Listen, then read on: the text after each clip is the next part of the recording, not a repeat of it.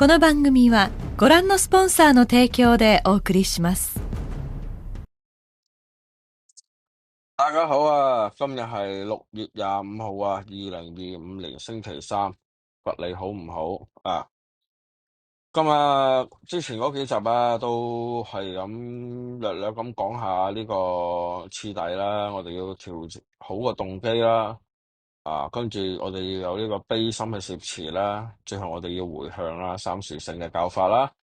咁講咗皈依三寶嘅好處喺邊度啦，咁樣。大家好咧，都唔會老調重提啦。其實大家好多人啊，喺網上都揾好多類似嘅資料噶啦。大家都可以統合一下去篩選一下啦。不外乎咧，我哋唔好迷信就得噶啦。我哋搞清楚點解。皈依三寶嘅好處同嗰方面咧，我都用我個人嘅睇法去講啦。咁大家去思維一下，我個講法有冇相違啦，同呢個佛法啦。就係我講下咧一個問題，一個即係香港藏傳佛教又好，呢個佛教又好咧，都產生一個問題，就係大家對呢個信仰開始嘅時候係有求嘅，例如我運氣唔好啊，我運勢唔好啊，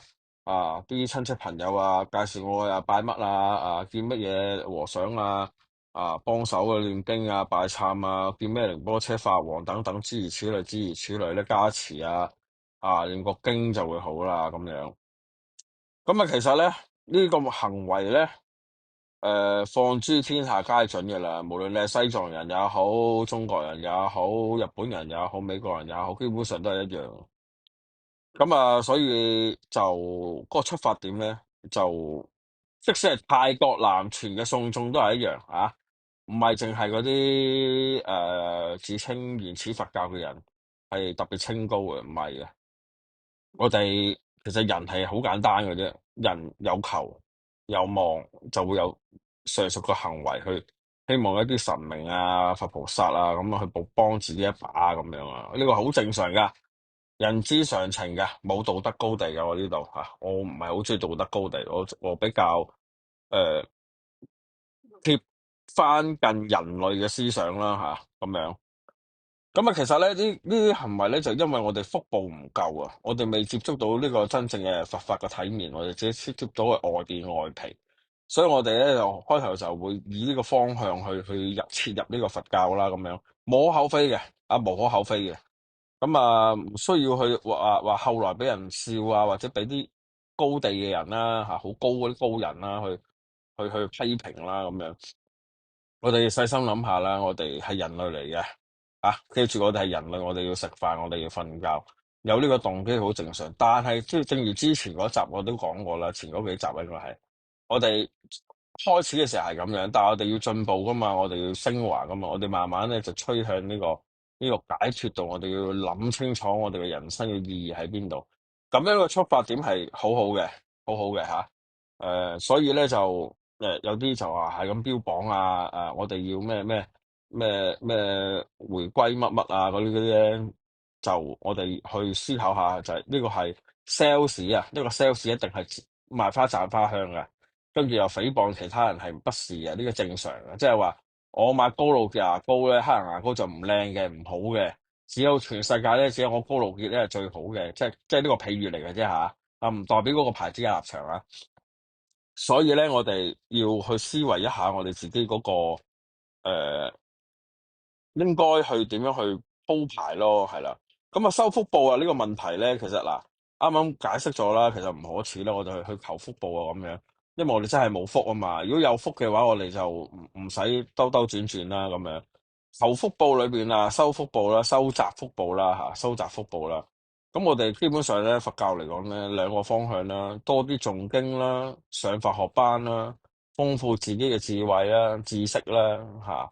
開啟自己嘅智慧啦，豐富自己嘅知識係應該係咁樣講嘅。豐富我哋嘅知識，開啟我哋嘅智慧。嗱，記住，知識唔等於智慧，呢個就係出世間嘅福報。世間福報，我哋可以做下義工啦，幫助下身邊嘅人啦，派飯啦，放生啦放生適量合法地放生跟住咧就呢個共燈共水啦，共爭啦，咁樣啊，呢啲係世間福報。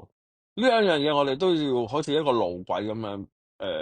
或者我哋叫車胎咁樣。我哋當然有啲人話單碌啦，咁啊你除非好高手啦咁樣。咁如果唔係嘅話，我哋基本上都係電單車、單車兩個轆啊，鐵路啊兩個轆啊。咁啊，當然有啲人拗啦，有懸浮列車啦，呢啲就我唔會同佢拗啦，為拗而拗，係嘛？啊，當然啦，有啲聽眾，我哋呢個聽眾全部都係高質素人嚟嘅，冇低質素嘅，嚟得聽都係全部都係高質素嘅。所以我就唔去特別再去為咗佢哋呢班人去再説明啲乜嘢啦。我哋收福報咧，最緊要咧就喺藏傳佛教裏邊啊，有一種咧就比較簡便。第一，你首先擁有一個慈悲心，我哋要悲憫一切眾生嘅心，即使係造作都好啦，我哋慢慢一點一滴嘅累積落去啦。第二就係我哋要收集煙供啦，我哋燃燒一啲食物啦，我哋要宿，即係之前講過啦，宿啦，咁啊去回向一啲眾生咁樣噶。平時多啲念六字大明咒啦，唵嘛呢叭咪吽師啦，呢個多啲念嘅時候咧，就希望咧觀音菩薩咧去有個願啊，有個願嘅方向。希望所有一切嘅我認識嘅人咧，首先縮窄下先啦，先慢慢擴大啦。我爸爸媽媽啊，我老婆仔女啊，我老公仔女啊，男女朋友啊，等等等，身邊人會慢慢好起嚟啊，咁樣，然後慢慢隨住時間越長啦，念得順口咗啦，就擴大啦。希望香港好啊，希望中國好啊，希望亞洲好啊，希望世界好啊，一步一步咁遞增上去。咁樣嘅修持咧，你先會有樂趣，即係會慢慢會收到福報。呢個就比較容易簡便。收煙供啦，念多啲六字大明咒啦。但咁其實我本人咧就鼓勵咧就念花生大士嘅，只不過就係大家暫時冇一個密誠嘅信仰基礎嘅信仰咧，就呢啲密咒啊最好就唔好念。反而六字大明咒就冇乜所謂係啦。佢都要係所有嘅教法裏面嘅精髓。顯密嘅精髓，所以大家多念係有益嘅。我哋諗住個觀音菩薩啦，然後點向佢祈求啊，咁樣咁就係可以噶啦。咁其實最緊要係參加共修啦，係啦。第二點咧，啱啱第一點就係煙供啦，持六字大明咒。第二點係參加共修。共修嘅好處實在太多啦，留翻下一集先講，或者得閒同大家去分享共修嘅好處喺邊度。但係如果我哋一般嚟講咧，就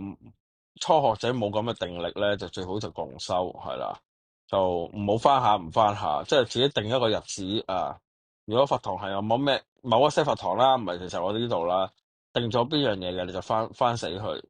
養成一個習慣啊。每個月例行公事一日嘅共修都要。咁就對大家嘅福報會好好，亦都會比較穩定啊。當然啦，有啲道場咧，每個禮拜每一個星期都有好多共修啦，咁樣咁啊自己決定啦。咁我就建議就係我個人呢邊這裏咧就一個月一次共修嘅啫。咁其餘時間都係講書講課啊，或者開示啊，大家分享啊，咁樣一啲知識上嘅嘢，知識上係啦。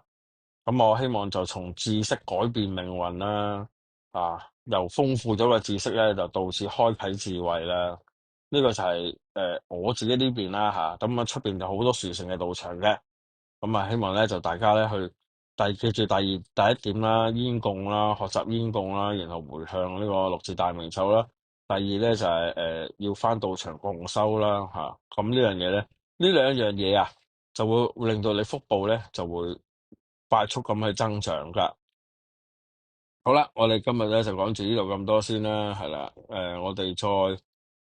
睇下有咩時間咧，我哋睇下你哋大家想聽啲乜，咁或者想知啲乜，咁留言俾我啦，開心 share，以此功德殊勝行，無邊勝福皆回向，普願尋力諸眾生，速往無量光佛剎。